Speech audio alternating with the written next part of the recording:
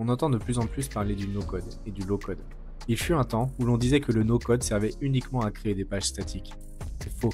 Aujourd'hui, les outils no-code sont devenus extrêmement puissants, capables même de réaliser des applications complexes et sur mesure. Dans cette vidéo, on va explorer ensemble comment créer un outil sans écrire une seule ligne de code, grâce à Bubble. Ok, donc là on est sur Bubble. Si vous n'avez pas déjà un compte, créez-vous un compte et ensuite vous pourrez créer une application. Donc ici avec le bouton, vous pouvez commencer avec différents templates. Nous on va commencer directement avec sans template.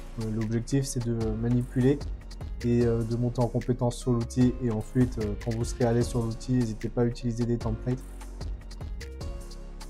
Donc ensuite, vous allez commencer. Là, on va pas utiliser de feature. Vous allez voir qu'on va avoir un petit panneau de configuration au départ, un assistant de configuration. Donc le nom, on va mettre juste Ask. On va faire une application de sondage. On va créer des questions, mettre des réponses et on pourra voter. Quelque chose assez simple, mais au moins, on pourra voir les différentes fonctionnalités de Bubble. Donc là, si on a un favicon, on le met là. Le nom. Next step, donc là la police, bon, nous on va laisser un par défaut, même les couleurs, on va pas s'embêter, on va même faire skip assistant. Et donc là vous arrivez sur l'éditeur de Bubble, donc avec les éléments visuels, la page, donc là ici on est sur une page blanche, on va tout faire nous-mêmes. On va voir après là, les différents onglets, workflow, la base de données, on va voir ça plus tard. Donc pour le moment on va utiliser les éléments visuels ici. Donc on va commencer par mettre le titre. Donc là, vous sélectionnez et ensuite vous indiquez où est-ce que vous voulez saisir le titre. On va le mettre comme ça. Edit me, donc on va mettre le titre. On aurait pu mettre application de sondage, mais on va juste mettre le nom de l'application. Le style, heading 1. On voit c'est un peu petit. On peut centrer, augmenter la police, changer la police, etc. Donc dès que vous ajoutez des éléments, vous avez cette boîte de dialogue avec 3 onglets à chaque fois qui apparaît. Le premier onglet, l'apparence, donc c'est là où vous allez configurer le style. Le deuxième onglet, le layout, donc ça on va le voir, on va le voir après. Et la troisième onglet, la partie conditionnelle. Donc là, ça c'est très utile. On va le voir aussi après, comment on peut faire une application qui est compatible sur un ordi, enfin, sur un format d'ordi, format mobile, etc. Donc, ce qu'on appelle le responsive, ça va être le petit onglet ici, et on va pouvoir naviguer avec différents formats format tablette, format téléphone, etc. Ça, on va le voir après. Donc là, le texte, les boutons, les icônes, etc. Bon, il n'y a pas grand chose de compliqué. Pour ceux qui ont déjà fait des pages web, ils savent qu'on a les containers, ce qu'on appelle les balises div. C'est peut-être ça la première particularité. Donc là, on va les avoir. Ici, ça va être la partie container, donc group, repeating group, ça on va le voir plus tard. Partie pop-up, si on veut faire des petites pop-up. Donc là, on va faire un groupe. Donc on va mettre un container. Vous allez comprendre un peu assez vite où est-ce que je veux en venir. On va mettre le layout. On va mettre. Alors là, vous avez plusieurs types de containers. C'est peut-être ça au départ, si vous n'êtes pas familier. Il va vous prendre un peu de temps, mais vous allez voir, ça va assez vite. Vous avez fixé, si on veut fixer la taille, plus bouger un container. Qui peut être pratique des fois pour faire une barre de menu qui ne bouge pas. Et vous avez la ligne toute parente pour rejoindre le container parent, row et colonne. Donc ligne et colonne. Nous on va mettre un container row. On va modifier ici. On va mettre en row. On va le centrer horizontalement. Donc là on a la largeur globale. Bon, la hauteur on va pas définir de hauteur. Et donc ici on va mettre 100% sur notre groupe A. Hop, 100%. Et le texte, donc là, l'arborescence, vous le prenez et on va le mettre dans le groupe A. Et là, pareil, on va mettre 100%. Donc moi, je préfère utiliser les pourcentages. Je trouve que c'est mieux. N'hésitez pas à me dire, pour ceux qui ont l'habitude, ce que vous préférez. En général, si on fait des containers, on peut faire avec 2 colonnes, une partie à 50% qui prend 50% de l'écran, une autre à 50%. Et puis, plus on réduit la page pour un format mobile, et là, on peut mettre les colonnes qui apparaissent à 100%. Donc là, n'hésitez pas à modifier le nom des groupes, parce que par défaut, il va vous mettre groupe A, groupe B, etc. Là, on va mettre main. Ça va être notre container principal, et on va tout mettre dedans. Donc tout à l'heure, je vous parlais de l'aspect responsive. Donc là, on a par défaut l'affichage à 1200, 992, ça doit être le format tablette, 772, c'est le landscape mobile quand vous tournez votre smartphone pour regarder une vidéo par exemple, et 320, format mobile classique. Et donc ici, quand vous cliquez là et que vous allez sur la partie conditionnelle, vous pouvez définir des conditions. Donc là, on va mettre quand current page width, donc quand la largeur de la page est inférieure à 700, on va le mettre inférieur à 500. Et bien là, dans ce cas-là, je modifie la police, la taille de la police d'écriture. Donc là, quand je suis sur une page, on va dire d'ordi, on a cette taille-là. Donc par défaut, je suis à 50 pixels. Bon, c'est une taille assez grande. Et quand on est sur un format mobile, hop, ça diminue. Donc ça, c'est hyper utile si vous voulez faire une application ou un site qui est responsive, qui est compatible sur tous les appareils. Donc vous pouvez jouer avec les différents formats là, que vous voyez en haut et vous pouvez tester directement. Pour tester, vous avez aussi ici Preview où il va vous rediriger directement sur la page web avec un petit mode debug. Donc pour le moment, on n'a pas grand chose, mais on va garder cet onglet ouvert. Vous verrez que ça peut être bien pratique. Ici, index, c'est le nom de la page. On va retrouver, donc c'est ici où vous allez retrouver le titre de votre page, donc la balise title, et donc, donc le style de background. Si vous avez la partie SEO pour le référencement, etc. Bon, nous on va pas aller très loin sur ça. Ce qu'on va faire, c'est qu'on va faire un formulaire. Donc là, il faut qu'on retourne sur la partie UI Builder. On va je vais faire de quoi poser la question. Donc là, il me le place ici par défaut. Donc vous pouvez jouer ici en replaçant éventuellement. Donc là, je veux rester dans mon main à chaque fois. Donc là, on va poser la question. Donc ça, c'est le placeholder. Donc c'est vraiment pour guider l'utilisateur pour mettre la question. Tac. On va faire quelque chose d'assez simple. Et je vais vous montrer en fin de vidéo une application qui a été faite avec Bubble, mais vraiment un peu plus complète. Pour que vous voyez une application là qu'on va faire ensemble, Just Ask, relativement simple, avec des fonctionnalités basiques, et puis une application un peu plus complète.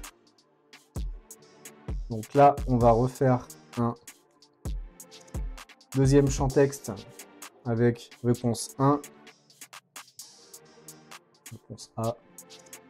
Et vous pouvez copier. Donc cliquez droit, vous avez un petit menu, copier, coller. N'hésitez pas à modifier, enfin même je vous invite à modifier à chaque fois les titres ici. Donc ça c'est que pour vous, pour que vous puissiez vous y retrouver dans l'arborescence, mais même ensuite dans la partie des workflows. Donc là le placeholder, on va le modifier aussi. Hop. On va peut-être augmenter un petit peu la taille, parce que ça va être la question. Et les réponses, on va diminuer un peu. Peut-être pas besoin d'avoir autant de l'argent. Et ensuite, qu'est-ce qu'il nous manque? Il nous manque le bouton. Hop, donc on va le mettre là. Ce que j'aime bien sur les boutons, vous avez plusieurs types. Label, donc ça c'est vraiment le texte. Icône ou les deux. On va mettre que l'icône. Et là vous avez plusieurs librairies d'icônes. Bootstrap, Phantom, etc. Et vous pouvez rechercher. Donc nous on va mettre juste un petit plus. Là vous pouvez jouer sur la taille de l'icône. La couleur, etc. On va rester sur des couleurs basiques. Ok, donc là, on a nos différents éléments qui sont peut-être un peu collés. Alors là, vous pouvez jouer sur la partie layout. Donc là, il y a un padding sur le top. On va mettre des marges à 6, un peu sur tout.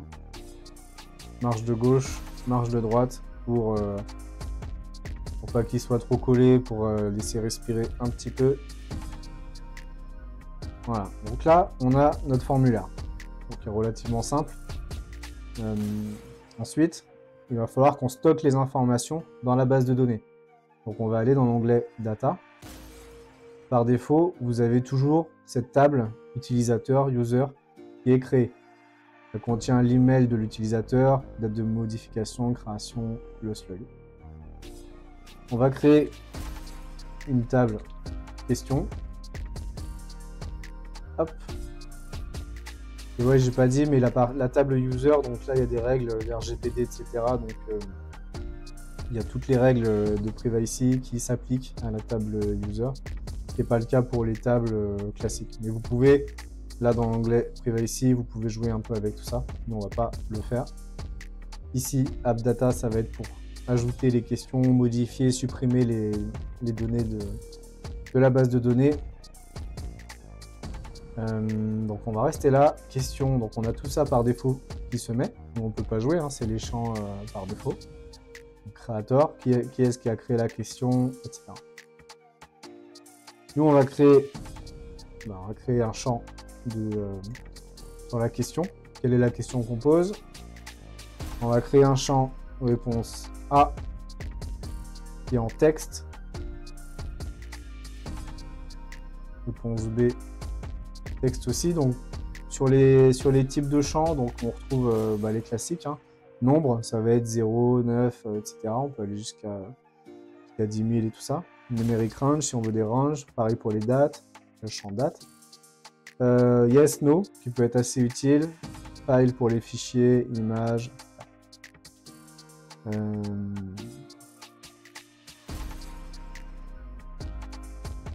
Texte. Et on va mettre donc nombre de votes pour la réponse A. Dans ce cas-là, on va mettre number.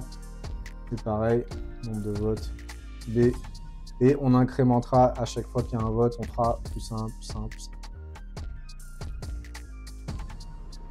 Ok, donc là, on a tous les champs. On va pouvoir maintenant, dès qu'on clique sur le bouton, ajouter la question avec la réponse A et la réponse B dans la table.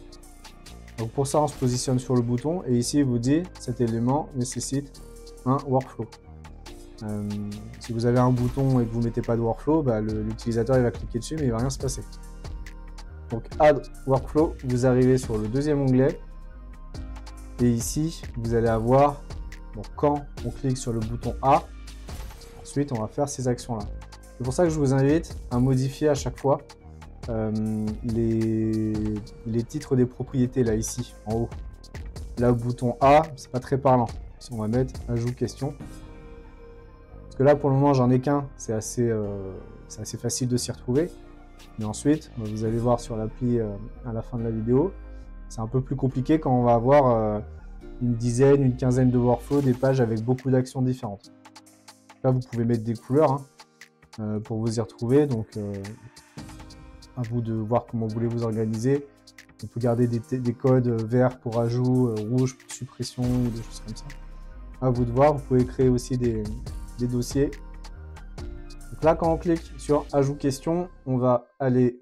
Là, on a pas mal de choses qui sont regroupées dans plusieurs catégories. Account pour enregistrer un utilisateur qui s'identifie, enregistrer, envoyer un mail, etc. pour réinitialiser des mots de passe. Navigation, ça va être pour aller sur une page. Data, c'est là si on veut jouer, ajouter des données dans la base de données, supprimer, mettre à jour. Email, si on veut envoyer des mails. Paiement, si vous voulez mettre en place un module de paiement. Élément action, qui est peut-être pas mal utilisé aussi. Donc là, c'est peut-être un peu la partie JavaScript, entre guillemets, pour ceux à qui ça parle. Donc si on veut afficher, cacher des éléments, faire des petites animations, scroller jusqu'à un certain endroit, mettre un focus. Donc là, nous, on veut créer dans la base de données les champs qu'on vient de renseigner. Donc on va faire set the new things. Le type, il vous propose directement les champs de votre base de données. Donc question, et ensuite vous définissez les champs. Donc la question, c'est, et là vous avez les éléments. Donc là, l'input. Donc le champ texte, quelle est votre question? Et là vous avez la valeur, si c'est valide, si c'est pas valide, etc. Bon là en général, c'est quasi tout le temps la valeur qu'on va utiliser. On va mettre la réponse A, c'est pareil. Alors, c'est un bon exemple. Si vous ne définissez pas une valeur, il va vous mettre en rouge. Vous aurez ici en haut une erreur. Quand vous cliquez, vous allez, il va vous dire un peu pourquoi c'est en erreur. Donc là, il veut une valeur. Hop, on a oublié de mettre ça. Ça va être pareil pour ici la valeur. Alors j'aurais pu dans l'onglet des questions ici mettre, d'ailleurs on va le faire, on va mettre par défaut le nombre de votes est à 0. Sinon j'aurais pu aussi ici mettre nombre de votes égal à 0. Bon, ça revient au même, mais ça nous évite de faire une action en plus. Donc on va le faire comme ça. Une fois que ça c'est fait, on va voilà, c'est ça que je cherchais. On va mettre à blanc les champs. En fait, vous allez voir ce que je veux dire, on va tester tout de suite.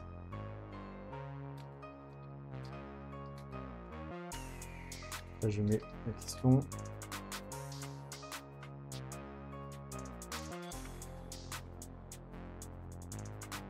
Là, quand je clique, si j'avais pas mis reset relevant input, les champs ils se seraient pas vidés. Là, voilà, là ils se vident et du coup ça m'évite de cliquer plein de fois parce que s'ils se vident pas, je peux cliquer plein de fois et enregistrer à chaque fois la même question.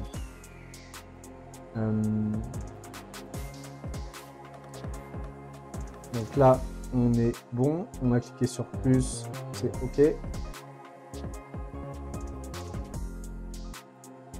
Maintenant, ce qu'on va vouloir faire, c'est afficher les questions, la base de données. Donc, on va voir si ça s'est bien affiché. App Data, ici, j'ai bien ma question qui a été ajoutée, réponse A, réponse B. On a les dates de création. Donc maintenant, on va créer un groupe répété, repeating group, ici.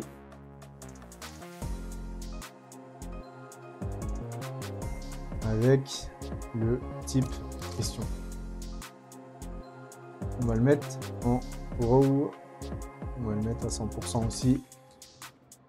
Ça, on va avoir les questions à chaque fois. Donc là, on va lui définir le type sur quoi on travaille. Et on va lui dire de rechercher, donc faire une recherche pour type question. Et là, il n'y a pas de contrainte en fait, mais c'est si vous voulez définir une contrainte ou un critère de recherche, par exemple si vous voulez faire un sondage pour un utilisateur qui a créé, c'est ici où vous pouvez mettre des critères de recherche. Là nous on n'a pas besoin de mettre un critère de recherche, éventuellement on peut trier par date de création, c'est descending en oui ou non, et puis ça va suffire. Là on fait juste cette recherche là, et ensuite on va afficher dedans les questions. Là on affiche un champ texte et autant au départ on mettait les valeurs en données brutes ici, là maintenant on va faire insert dynamic data. On va cliquer là et on va voir que là sur les sources de données il nous propose plusieurs choses. Donc soit on peut faire des recherches dans la base de données, on peut afficher les données de l'utilisateur, etc. Là, on veut la question actuelle. Donc là, il va boucler. Donc s'il y a 10 questions, il va boucler. Il va faire question 1. Il va l'afficher. Question 2, 3, 4, etc. Et la courante question, c'est celle sur laquelle il est rendu. Donc la 1, la 2. Et là, on veut la question. On la met là. Et donc, il nous met ce petit format-là. Au début, c'est pas choquant, mais si au bout d'un moment, ça commence à vous énerver, vous pouvez mettre ici Canva Placeholder, ce qui va vous faire. Comme ça, c'est un peu plus facile de voir le rendu final, parce que sinon, on a un peu de mal à s'imaginer ce que ça va être. Donc là, on a notre question qui apparaît. On va mettre le nombre de votes. Donc pareil, on va faire là la question actuelle, nombre de votes, on va faire A. Et on pourrait mettre, et là, ce que je vous disais, pareil tout à l'heure, pardon. Ici, il faut renommer, prenez l'habitude de bien le faire. Donc là, on va mettre question. Là, ici, on va mettre liste des questions. Là, nombre de votes, parce que sinon, ça devient vite le bazar.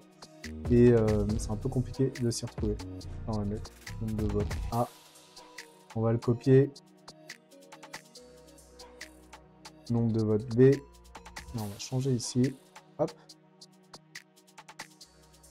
On va mettre un placeholder parce que sinon, vous avez vu, hein, on ne se rend pas trop compte de comment ça rend là. On va mettre 0 par défaut. 0 vote. On va ajouter du coup vote ici. On va mettre un petit espace. On va faire pareil ici. Voilà. On va mettre en italique. Parce que c'est que là on dit 0 vote, mais on ne sait pas trop de quoi on parle. Donc avant de mettre le nombre de votes, on va mettre la réponse A. On va mettre entre parenthèses.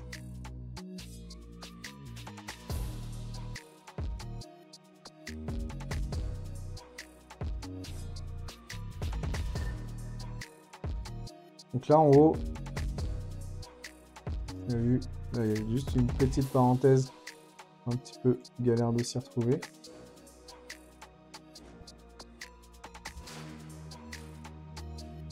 Mais c'est un peu galère là, au départ, pour naviguer dedans. Parce que là, vous avez plusieurs choses dynamiques. Donc, vous pouvez cliquer sur plusieurs liens, entre guillemets, pour changer les champs. Ça, au début, c'est une petite habitude à prendre. En fait, c'est hyper pratique, mais au départ, c'est un peu compliqué d'ajouter du texte, etc. Moi, j'ai eu un petit peu de mal au départ, mais en fait, c'est hyper bien. Ok, et là, tout ça, vous pouvez faire copy expression. Là, vous cliquez droit, vous pouvez faire clear. Faire clear all. Et là, si on fait fast, je vais pas du tout copier ce que je voulais. Donc ça, les copier-coller, des fois, ça marche pas très bien. Mais c'est pas grave, on va le refaire. Parce que là, il m'a copié une ancienne expression de l'autre appli d'ailleurs. Donc, c'est pas grave, on va le refaire. Réponse B, non, réponse B dans un premier temps, et ensuite on va afficher un petit espace. Voilà, ça, il ne l'a pas mis. Hop. Bon, il ne veut pas, on le mettra après. Tac, et le nombre ici. On va fermer la parenthèse, là on va insérer juste là, et on va mettre un espace avant. Et on va enlever l'espace après. Okay. Là, vous avez la petite partie Rich Text Editor. Des fois, c'est un peu plus facile de naviguer dedans. Si vous voulez mettre du gras ou de l'italique, hein, sur une petite partie d'ici. Ça peut être plus facile des fois plutôt que manipuler là quand on a les variables, les données dynamiques.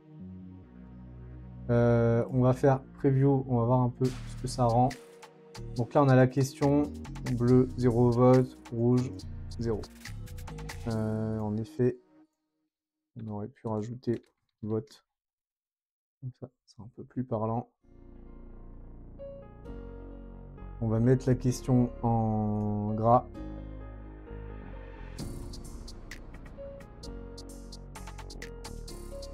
Et on pourrait mettre le nombre de votes en italique. Comme vous avez vu, il met un petit code en bébé code. Donc juste une balise I. Mais bon, des fois, c'est plus facile de passer par là directement. Plutôt que là, cliquer au bon endroit, etc. Ok, on va juste peut-être mettre pareil, les mêmes marges que tout à l'heure. On va faire 6, 6 et 6, 6. Ok, donc là, on va voir les réponses.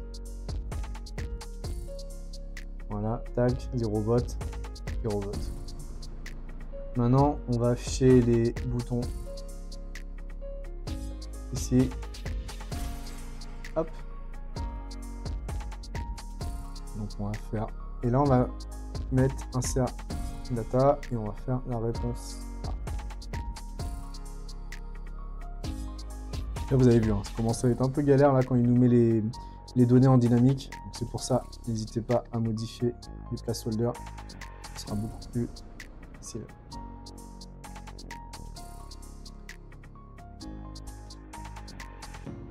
Et on va les mettre dans un container en row. On va mettre ici à 100% de la page. Voilà, on va faire comme ça. On va copier réponse A, on va le mettre. On va mettre le réponse B ici. Hop. Et puis pareil, on va peut-être... Alors, soit on le centre ici, et puis on peut mettre des marges pour garder le même thème. Dans la même logique qu'en haut, on va faire comme ça. Ok. Donc maintenant, même logique qu'en haut, là sur le bouton, on va faire ici réponse A, add workflow. Donc quand on clique sur réponse A, qu'est-ce qu'on fait? Donc là, on avait fait créer une nouvelle question et on avait vidé le formulaire. Là maintenant, on va retourner dans l'onglet data et on va faire make change to things. Hop. Donc qu'est-ce qu'on change? On change la question concernée et le formulaire. Donc là, c'est nombre de votes A et on va faire donc le tourne sur la question parente. On va reprendre le nombre de votes A. On va faire plus 1, simplement. Et ce qu'on va faire, c'est, on va jouer un petit peu sur la partie dynamique. On va animer le nombre de réponses.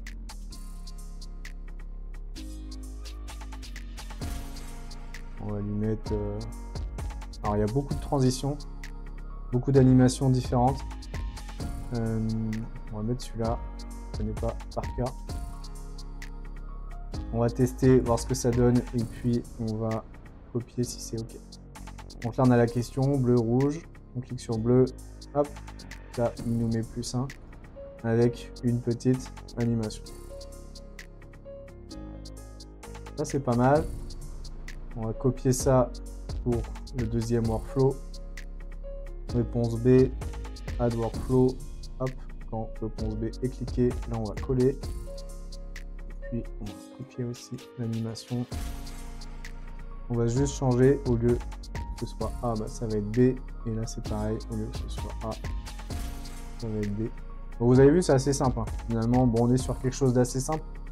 On n'est pas sur une. On n'enregistre pas quel utilisateur a enregistré la réponse, etc.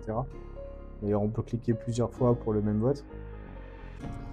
Mais voilà, ça va quand même assez vite. En codant, ça aurait été un peu plus galère quand même. Je vous ai pas dit, mais quand on modifie la page, vous avez vu, il y a une petite pop-up en haut. La page a été mise à jour, etc. Et dans ce cas-là, il faut rafraîchir la page. Sinon, vous ne pouvez pas agir sur les champs de la base de données. Et voilà, ça fonctionne pour la partie rouge. Donc ça, c'est plutôt, plutôt cool. Surtout les petites animations. On n'a pas besoin de rafraîchir la page, etc. Donc ça, c'est plutôt cool.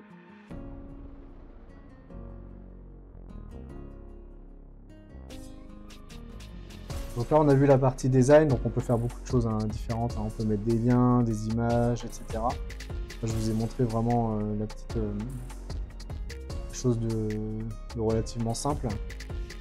On aurait pu imaginer aussi, mais je vais vous montrer là sur l'autre appli, comment faire des petites barres de notification avec des messages de succès, des messages d'erreur. En fait, la logique est la même. Ici, au lieu de faire juste l'animation, j'aurais pu très bien, dans la partie éléments action, afficher, donc show, afficher un petit encart de message de notification, que ce soit message de succès ou message d'erreur. Donc si ça fonctionne correctement, j'affiche un message de succès. Sinon, j'affiche un message d'erreur, etc.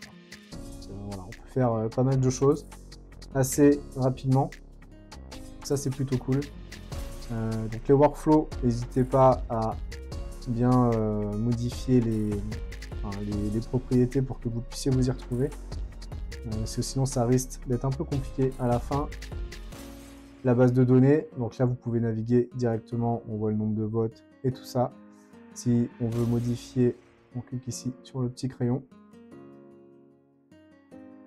Supprimer, on peut modifier, upload, etc. Donc il y a pas mal de possibilités. Donc là, je suis sur la branche de dev et il y a une partie live database, c'est la production. Donc c'est qu'une fois que votre application elle est mise en ligne, ça va être la partie live database. Donc Bubble gère assez bien les deux branches, la branche de développement et la branche de live, la branche de production. Donc ça, c'est plutôt bien. Là, on a toute la partie style CSS. Donc si vous voulez modifier les différents styles, que ce soit, vous retrouvez tout, les icônes, les boutons, etc. Vous avez différents styles. Là, les variables sont là. On ne les a pas modifiées. Vous avez tout ici si vous voulez revenir dessus. Après, les plugins, par défaut, on n'en a pas installé. Là, on est sur quelque chose de relativement simple. Et là, vous avez les réglages. Donc là, on est sur un plan gratuit. Vous avez un petit peu de bande passante, 50K workload, 500 MB de stockage. C'est surtout la partie workload qui risque de vous embêter au départ. Là, je suis à 3 sur 50. Et ensuite, vous avez tous les onglets. Alors, je ne vais pas le détailler là. Mais peut-être la partie langage, là je suis resté sur la langue en anglais, mais n'hésitez pas à switcher sur d'autres langues. Ça va modifier les messages d'erreur là que vous allez avoir. Par exemple, quand j'avais modifié la page, j'avais un petit message en anglais. Si vous voulez avoir les messages en français, modifiez la langue ici. Et les logs, bon, ça c'est si vous avez besoin de regarder ce qui se passe sur le serveur, mais ça ce sera plus tard. Ok, on va switcher sur une autre application qui a été faite entièrement avec Bubble, Daily Heroes. Je vais vous montrer un peu comment on peut arriver à une application assez complète et surtout les pièges qu'il faut éviter dès le départ. Donc là, on voit, donc là, on joue un peu sur un menu mobile. Donc dès qu'on va redimensionner la largeur, on peut cacher certains éléments et en afficher d'autres. Donc ça, c'est quelque chose qui est très utilisé pour avoir une application qui est compatible sur beaucoup de formats. Là, on le voit, le titre par exemple, dès qu'on va être sur une taille inférieure à 768, le texte va se centrer, la taille va diminuer, la marge de top là, qui est à 80 pixels va repasser à 16 et puis la largeur va diminuer. Donc là, comme ça, quand on joue sur la partie responsive, on peut modifier l'affichage assez facilement. Là, quand on clique, ici, on peut afficher aussi, hop, je vais vous montrer les workflows. Là, vous avez vu, tout à l'heure, je vous disais, quand vous allez avoir plein de workflows, enfin, sur des pages qui sont assez complètes, c'est important de bien vous y retrouver. Donc vous pouvez jouer sur les couleurs, mais ça définissez-vous une petite charte entre vous pour savoir quelle couleur représente quoi. Bon, moi je sais cette application là c'est moi qui l'ai faite, mais quand vous travaillez à plusieurs etc, définissez-vous une charte, de bonnes pratiques. Vous avez aussi des folders ici, l'en-tête, menu mobile, la page, les pop-up, etc. Bon, ça permet d'afficher beaucoup moins de workflow d'un coup et c'est beaucoup plus facile. Donc là, par exemple, on était sur le menu démarrer, je crois, donc on affichait une pop-up. Les pop-up, je les affiche ici, donc par défaut elles sont masquées. Hein. Les pop-up, dans l'onglet layout, vous avez... Non, pardon. Non, bah les pop-up par défaut, pardon, il n'y a même pas la petite coche est visible ou pas. Par défaut, les pop-up sont masqués. Et si vous voulez les afficher pour travailler dessus, vous cliquez ici là sur les petits œils et ensuite vous allez avoir la pop-up. Donc là, c'est le formulaire de connexion. Et ensuite, donc chaque bouton, il y a un workflow associé. On va aller sur une autre page. Donc là, on a un petit élément visuel. Ça, c'est un élément réutilisable. Donc vous les avez ici, là. Créer un élément réutilisable. Ou alors, vous cliquez droit et vous pouvez convertir un élément en élément réutilisable. En haut, ça veut dire qu'ensuite, il va réapparaître ici. Ça peut être pratique, ça, pour un en-tête. On ne va pas refaire un en-tête à chaque fois sur toutes les pages. En général, un en-tête, on le fait une seule fois et on les insère sur les autres pages. Là, comme ça, si je veux modifier l'en-tête, j'ai pas besoin à chaque fois de modifier toutes les pages. Donc c'est ça qui ressort en violet. Donc ça peut être pratique pour pas mal de choses. Vous avez vu, donc ici, hein, on voit bien toutes les formules différentes. Donc là, c'est pour faire des calculs. Donc on va rechercher des données, on va mettre certains critères. Ensuite, x 100 divisé par le nombre d'habitudes, etc. On arrondit à 0. On va afficher des pourcentages avec plein de virgules derrière. Qu'est-ce que je peux vous montrer d'autre? Donc oui, ici, il y a les notifications. Donc si l'utilisateur... il y a 3 types de notifications différentes. Et par défaut, c'est ce que je vous disais il y a 2 minutes, ça, c'est des éléments qui ne sont pas affichés lors du chargement de la page. C'est-à-dire que quand vous créez un élément, par défaut, il est coché ici. Là, il est décoché, ça veut dire qu'il est masqué. C'est vous qui faites le choix de l'afficher en fonction de une ou plusieurs conditions. Là, la condition, c'est celle-là. Si l'utilisateur il a une requête pour une demande d'ajout, cette notification, elle s'affiche. Et quand vous cachez un élément, pensez toujours à cocher cette case. Collapse when hidden. Comme ça, ça évite de mettre le bazar sur le chargement de la page. Là, si je le coche pas, on voit qu'il y a un vide. Il y a un vide qui sert à rien. Donc cochez-le bien, ça évite de générer du vide. Donc ça, c'est les notifications. On va avoir... Je vais vous montrer sur une autre page. Donc là, il y a plusieurs pop-up pour créer un challenge. Une fois qu'on clique sur ce bouton, on affiche une autre pop-up, etc. Et à la fin, on affiche le message de confirmation. Donc ça, c'est pas mal de jouer avec les pop-up pour créer des formulaires. Ça évite... Alors, c'est une façon de faire. Je dis pas que c'est la bonne façon de faire, mais pour certaines pages, c'est intéressant. Quand vous avez plus d'espace pour ajouter un formulaire, vous pouvez très bien utiliser les pop-up. Donc là, sur la partie workflow, ce que j'ai fait, c'est j'ai fait différents types de workflow. Donc ici, quand on clique là sur ces boutons, on affiche les données dans la pop-up. Ça va être pour transférer des données qu'on veut garder sur une pop-up. Voilà, en l'occurrence, je voulais savoir, j'affiche la même pop-up, mais j'ai 3 boutons différents. Je voulais savoir sur quel bouton on cliquait. On affiche les infos et ensuite on fait show pop-up. On affiche la pop-up étape 1. Voilà, c'est assez simple. Ensuite, sur l'étape 1, j'ai ces boutons. Donc là, j'enregistre la valeur. je fais une petite animation. Bon, ça, c'est une animation d'ouverture-fermeture de pop-up. Il y a plusieurs animations. On crée les... On garde les informations. Set state, c'est une étape pour enregistrer une valeur. Ok. Et donc sur la partie responsive, donc là si je regarde sur les pop-up, les pop-up aussi, hein, on modifie leur taille. Parce que là je suis sur une taille par défaut de pop-up qui est à 500 pixels. Et si j'affiche un format relativement bas, il faut bien qu'elle se redimensionne, sinon ça déborde. Et c'est ces conditions-là, à chaque fois, qui sont définies pour redimensionner. Donc c'est hyper bien, enfin c'est assez pratique, je trouve, de travailler sur la partie responsive avec ces différents boutons là. Au moins, on a les conditions ici. Et ouais, je trouve que ça s'y prête assez bien. Donc là, le titre, on le redimensionne un petit peu. Bon, là, la taille de la police, on la redescend un petit peu. Enfin, on est sur un format plus petit. Donc dites-moi ce que vous en pensez, si vous avez déjà utilisé des applis type no-code ou voire low-code. Ce que vous pensez de Bubble ou d'autres applications similaires.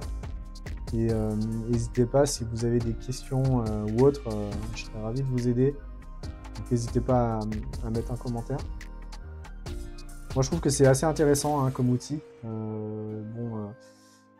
C'est toujours un petit peu délicat au départ pour apprendre l'outil.